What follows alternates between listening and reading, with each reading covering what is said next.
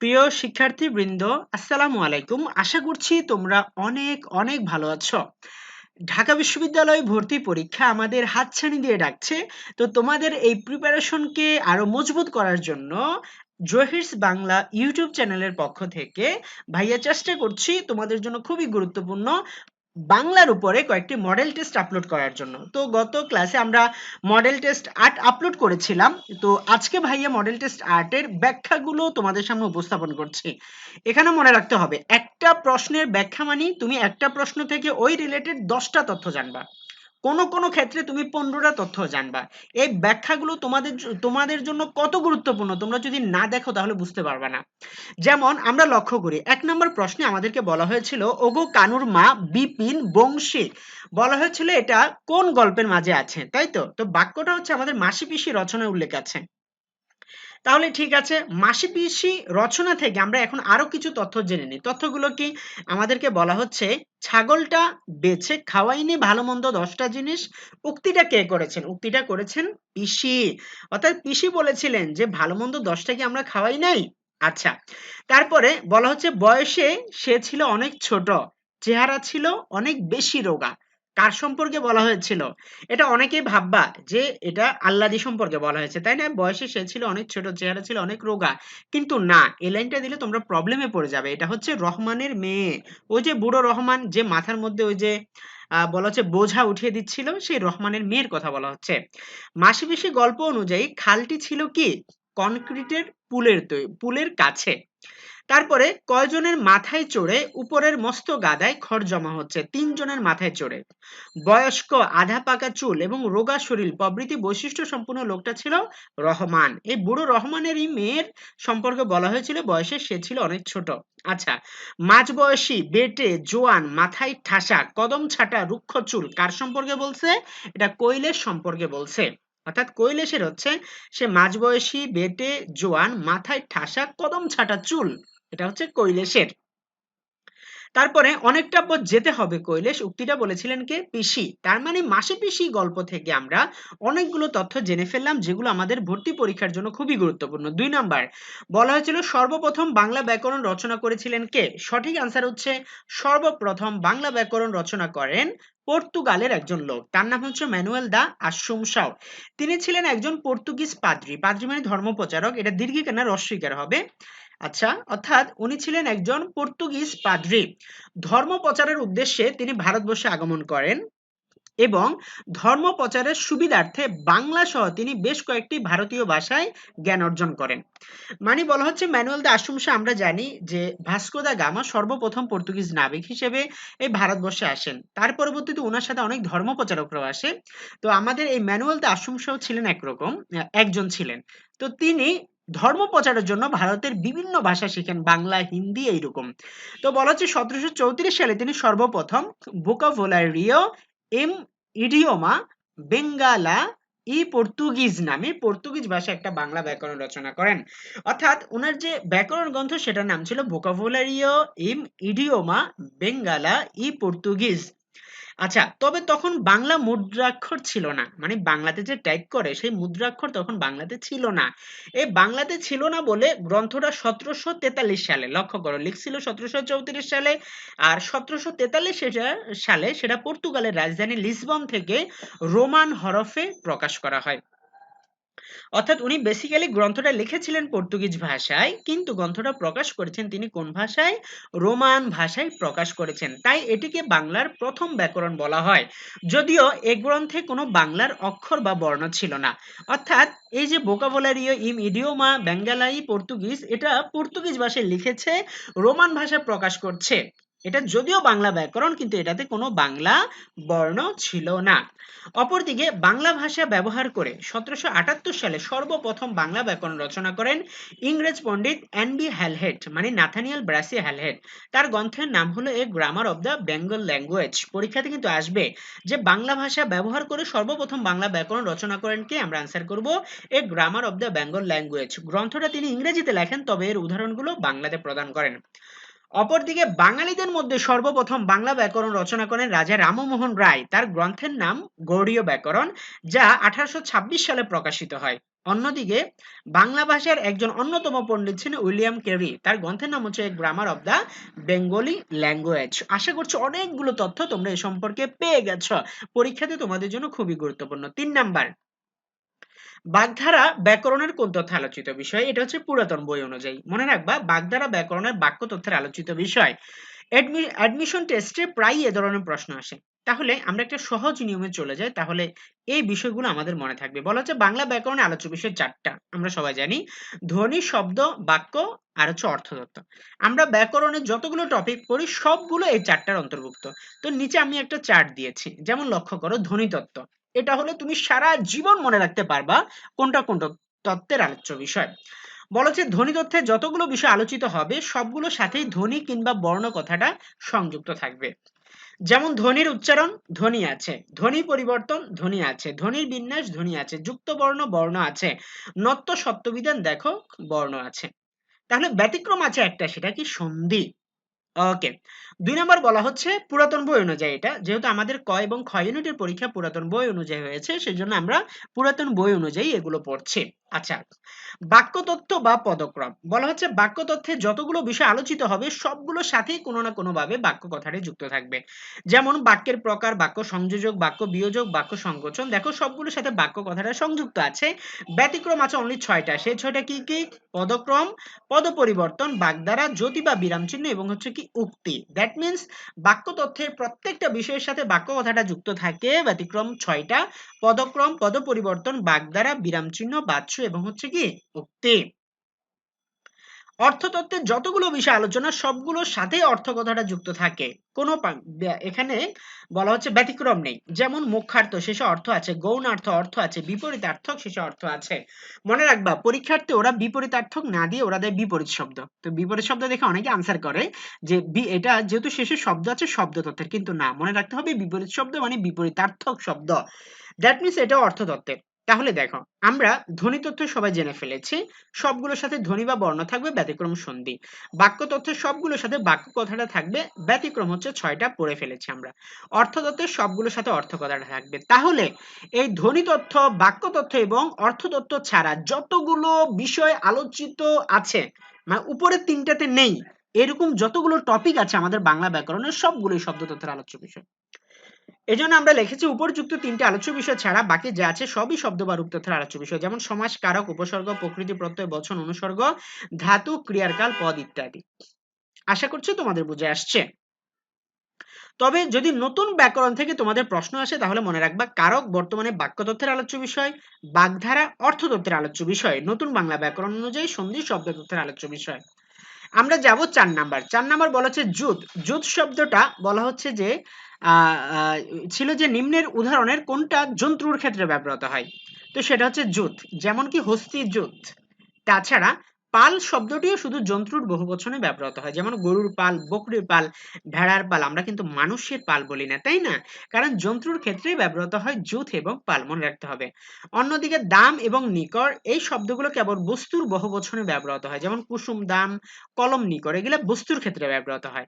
অপরদিকে বৃন্দ শব্দটা শুধু সম্মানিত ব্যক্তিদের ক্ষেত্রে ব্যবহৃত হয়, যেমন শিক্ষক বৃন্দ, আলেম বৃন্দ, পণ্ডিত বৃন্দ ইত্যাদি।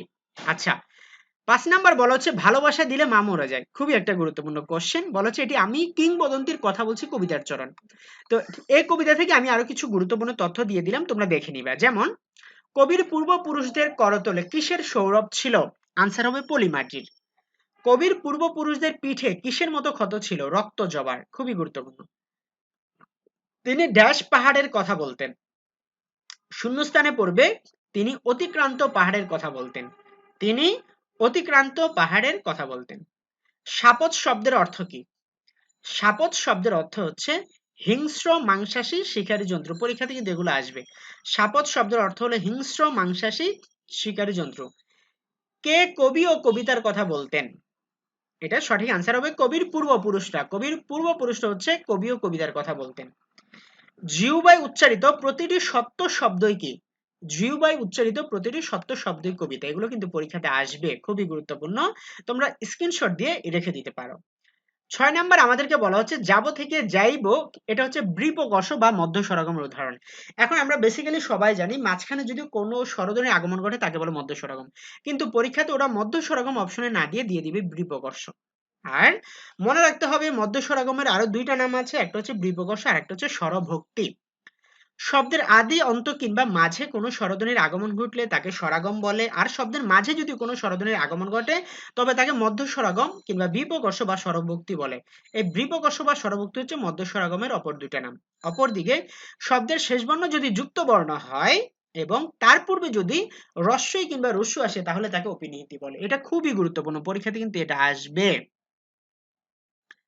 তাহলে দেখো এটা তোমরা মনে রাখবা যে শব্দের শেষ বর্ণ যদি যুক্ত বর্ণ হয়, তাই না, এবং সেই যুক্ত বর্ণের আগে রস্যি বা রস্যু আসলে তাকে কিন্তু আমরা আর মধ্য স্বরাগম বলবো না, অপিনিহিতি বলবো। যেমন বাক্য থেকে বাক্য, যারা জানে না ওরা বলবে যে ভাইয়া এই যে মাঝে রস্যি আসছে এটাতে মধ্য স্বরাগম, তাদের উদ্দেশ্যে আরে ভাবা শেষের বর্ণটার দিকে তাকাও, ক জ ফলা, তাই না, এটা একটা যুক্ত বর্ণ। আর যুক্ত বর্ণের আগে অর্থাৎ শব্দের শেষ বর্ণ যদি যুক্ত বর্ণ হয় আর সেই যুক্ত বর্ণের আগে রস্যই কিংবা রস্য উ সরাসরি আসলে সেটা অপিনিহিতি হয়ে যায়, মধ্য স্বরাগম হয় না।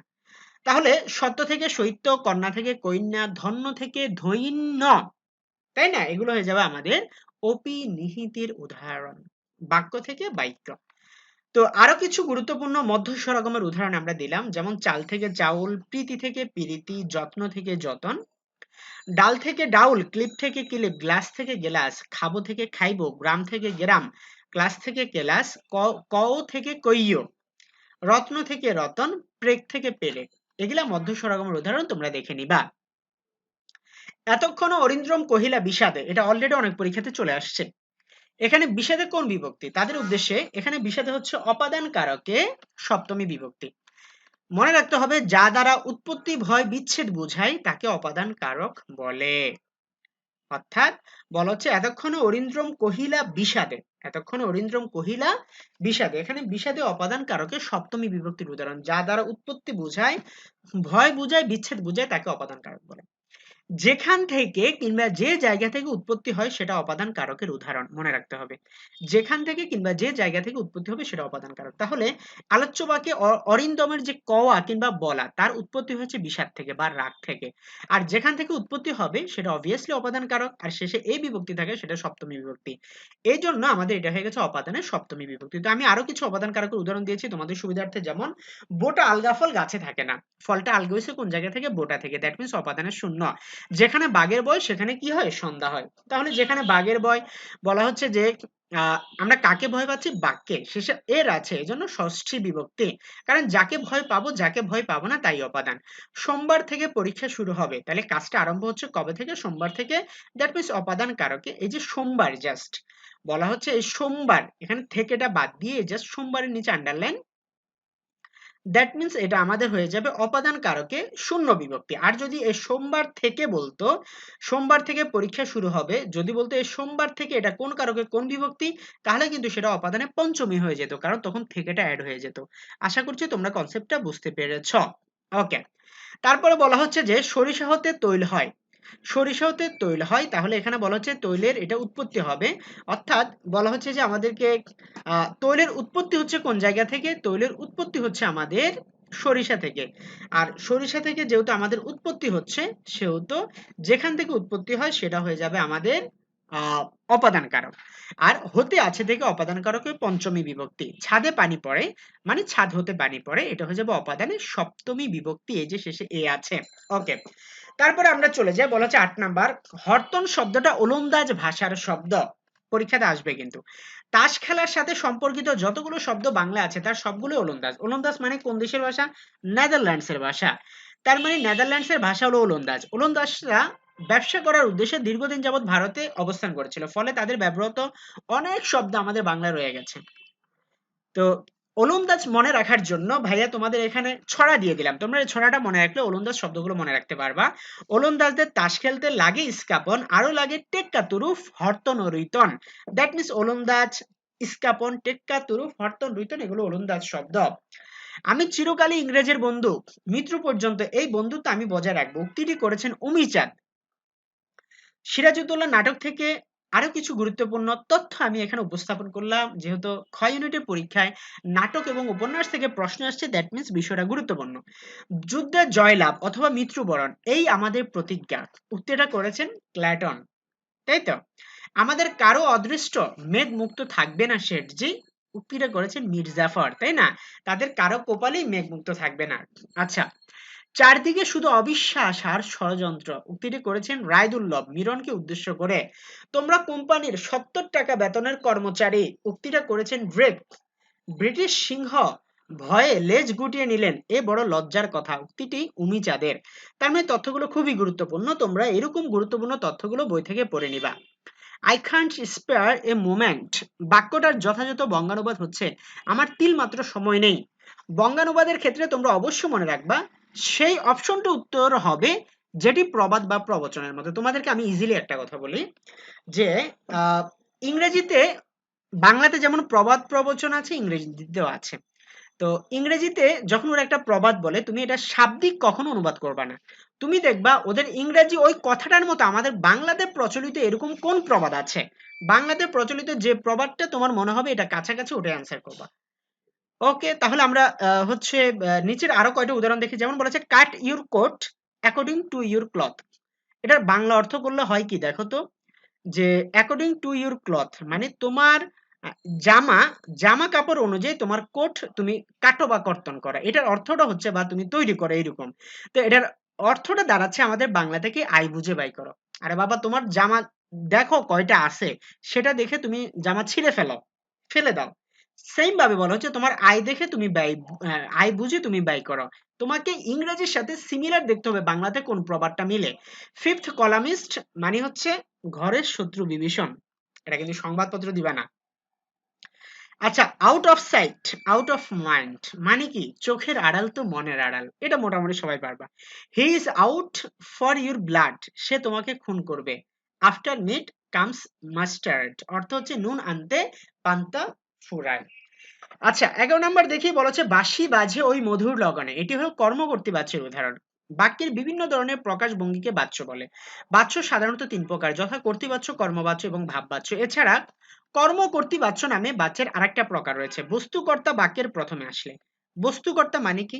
যেমন আমি যদি বলি আমি ভাত খাই, এখানে খাওয়ার কাজটি করছে আমি, আমি একজন ব্যক্তি, এজন্য আমি ব্যক্তিকর্তা। আমি বললাম গাড়ি চলে, চলার কাজটা কে করছে? গাড়ি, গাড়িও কর্তৃকারক কিন্তু সে বস্তু, এজন্য সে বস্তুকর্তা।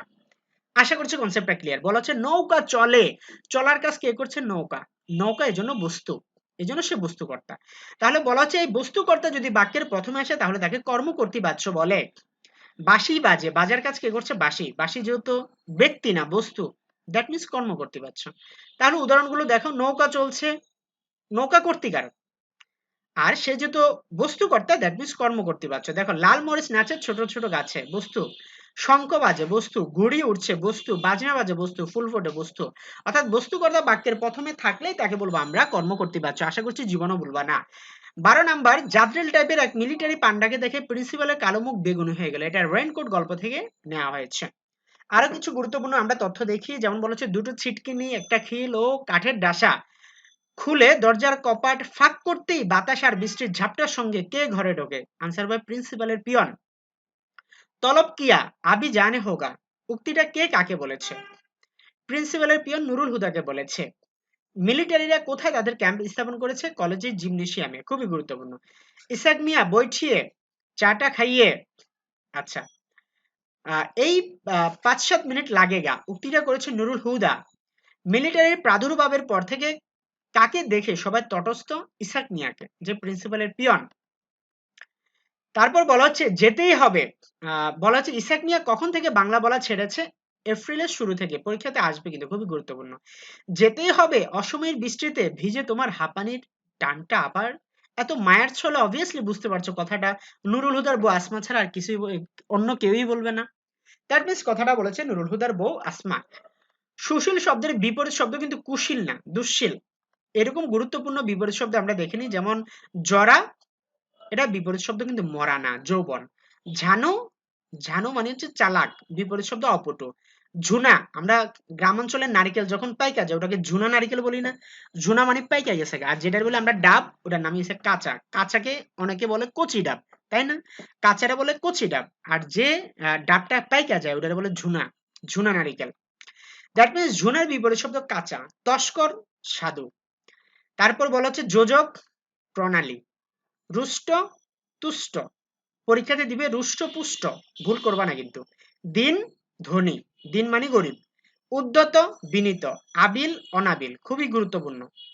আচ্ছা, ছা পোষা বাগধারার অর্থ হচ্ছে অত্যন্ত গরিব। নিম্নে আরো কিছু গুরুত্বপূর্ণ বাগধারা বাইরে দিয়ে দিলাম, যেমন চিচিং ফাক। আমি যতগুলো এখানে তথ্য ইনভলভ করেছি তোমাদের জন্য তথ্যগুলো খুবই গুরুত্বপূর্ণ। যারা মিস করবা তারা যে কি মিস করছো পরে বুঝবা। এইরকম বাগধারাগুলো পরীক্ষাতে প্রায় আসে। ছিচিং ফাক মানে গোপন রহস্যের প্রকাশ করে দেওয়া। ওই যে আগে আলিফ লাইলে বলতো তাই না, ওই যে 40 চোরো আলী বাবা ওটাতে। চাঁদের হাট মানে ধনজনে পরিপূর্ণ সংসার। টুপ ভুজঙ্গ মানে নেশায় বিভোর। জিলাপির প্যাচ মানে হচ্ছে কুটবুদ্ধি, তাই না? জিলাপির প্যাচ মানে হচ্ছে কুটবুদ্ধি। তারপরে টিকা ভাষ্য মানে দীর্ঘ আলোচনা। ছুছুর ক্যাত্তন মানে অবিরাম কলহ। জলপান মানে হালকা খাবার। জলে কুমির ডাঙায় বাঘ মানে উভয় সংকট। ডেউগোনা মানে বাজে কাজে সময় নষ্ট করা। কেউ নদীর ধারে যায় যদি ডেউগোনে, দ্যাট মিন বোঝা যাচ্ছে তার সময় পর্যাপ্ত আছে। পরিমণির মতো যদি গান গায় আমি ডানা কাটা পরি, বুঝে রাখতে হবে ডানা কাটা পরি মানে সে পরমা সুন্দরী, তবে সেটা আসল না, ব্যঙ্গার থ্রেট, তাই না? আচ্ছা, কারণ তোমরা মজার একটা বাগধারা জেনে ফেললা যে ডানা কাটা পরি। সমস্ত নদীর অশ্রু অবশেষে ব্রহ্মপুত্রে মেশে, এটি নুরুল দিনের কথা মনে পড়ে যায় কবিতায় উল্লেখ আছে। বলেছে এই কবিতা থেকে আমরা আরো কিছু তথ্য দেখে নিই, যেমন নুরুল দিনের কথা মনে পড়ে যায় কবিতা অনুযায়ী সোনার বাংলায় কি নেমে আসে? শকুন। তারপরে বলা হচ্ছে যে আমাদের নুরুল দিনের কথা মনে পড়ে যায় কবিতা অনুযায়ী আমাদের দেশ ছেয়ে যায় কিসের আলখাল্লায়? দালালের। নুরুল দিনের কথা কিসের মতো নেমে এসে সারা দেশ ভাসিয়ে দেয় পাহাড়ি ঢলের মতো?